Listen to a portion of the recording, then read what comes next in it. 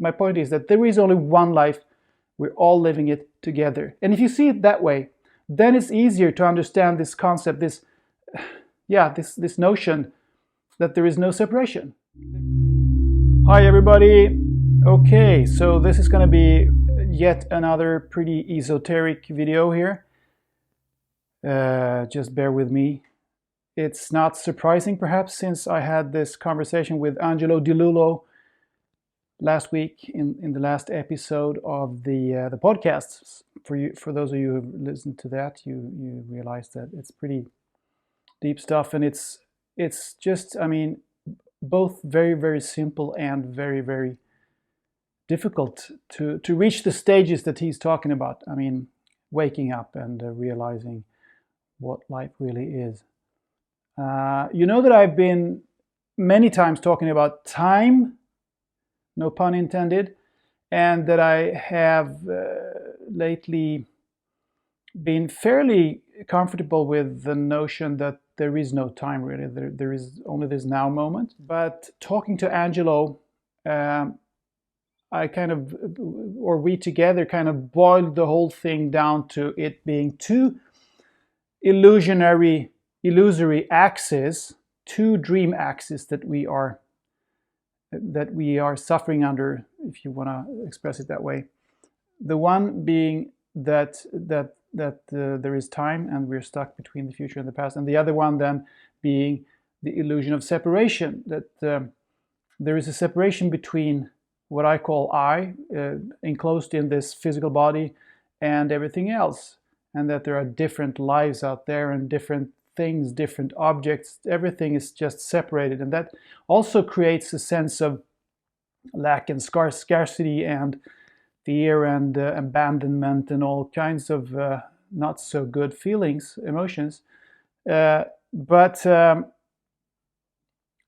it's not like that, says Angelo Di Lullo and many others who are awake.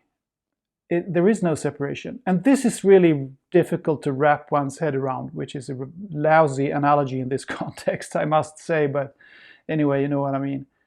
Because we're very, very, very conditioned and wired into believing that we are separate from everything else. But on the other hand, it's also very difficult when you meditate and when you try to go very deeply inside yourself and try to find out what is me, what is the actual inner me between the thoughts, between the concepts that swirl around in the mind all the time. Then you realize that it's very, very difficult to grasp, and it is actually boundless and eternal, probably, or I believe it is.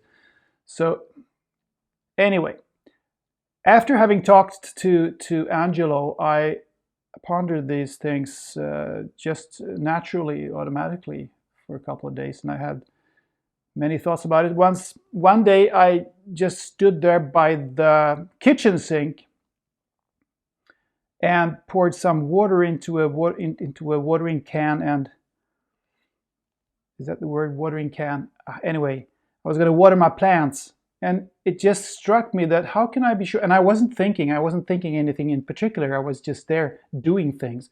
So then I watered my plants, and it just struck me that how can I be sure that it is me who have decided that I should do this now. I shall water the plants. I should move this physical body with my hands and this can and water the plants. It could just as well be the plants that wanted to be watered by me, by way of me right now.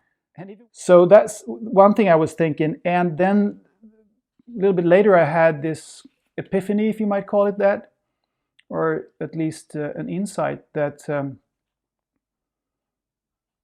there is only one, there aren't many lives.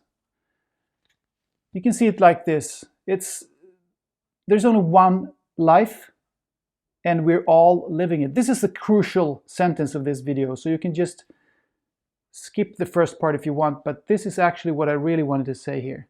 There is only one life, and we're all living it. What we are is different aspects of that life.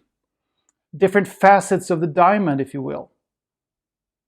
In a way, you could say with a modern analogy that we, humankind, is a kind of holographic Bitcoin. You know that Bitcoin, there isn't more Bitcoins created, but in order for there to be more Bitcoins, it's divided into smaller and smaller and smaller pieces, but every piece contains the whole, as it were. So it's kind of holographic, and I think you can see it the same way with humankind, and actually with everything that exists on this planet. But for the sake of simplicity, we can talk about humankind, humanity.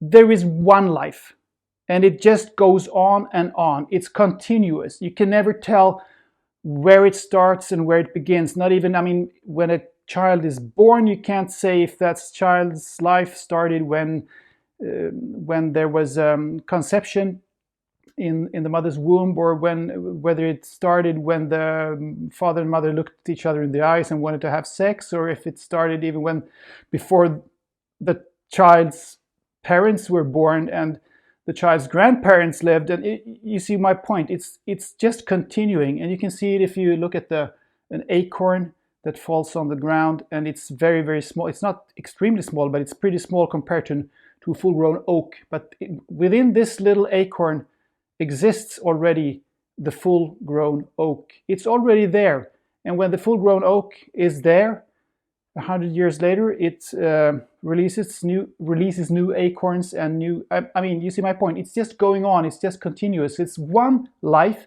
It's one life divided into different aspects of this life all the time, continuously. And I happen to believe that consciousness goes on beyond physical death and so on. So I guess that we are here many times on this earth plane, and perhaps in other places as well.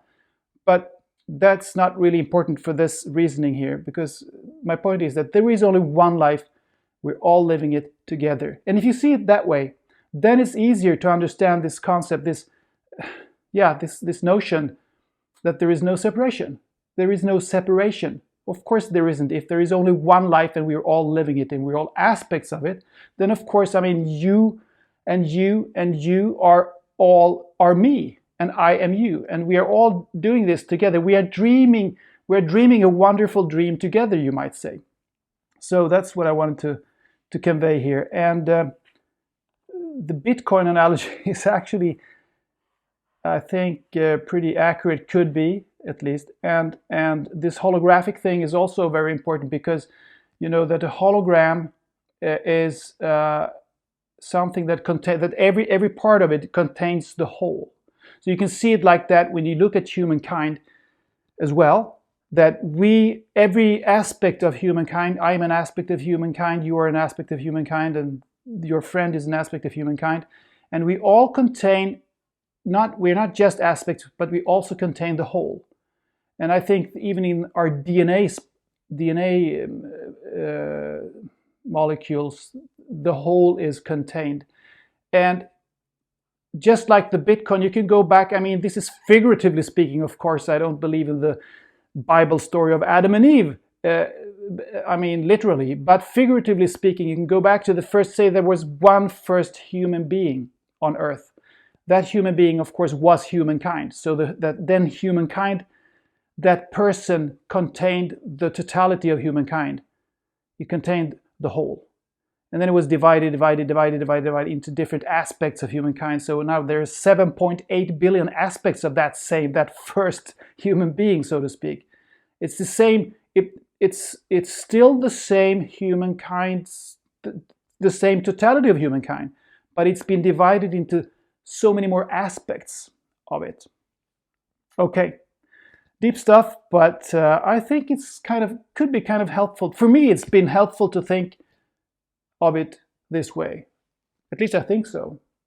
It's been a bit concerning also, but mostly it's been a very pleasant experience to think of humankind as one life, and there's no separation. I'm not living one life and you're living a different life. We're all living the same life, and it just goes on, and we pop in and pop out of it. It pop in and pop out of it all the time. It's a flow. It's a dance, you can say. Like Alan Watts says, that life is not journey. It's a symphony.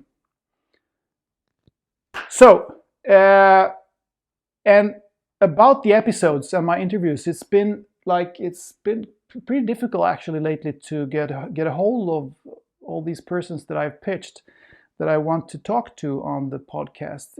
I'm waiting for answers from at least 5 or 6 people that I've contacted, which is a bit frustrating, but it is a little bit like the universe is helping me to make ends meet here, because I have so many other things, so many other chords on my bow.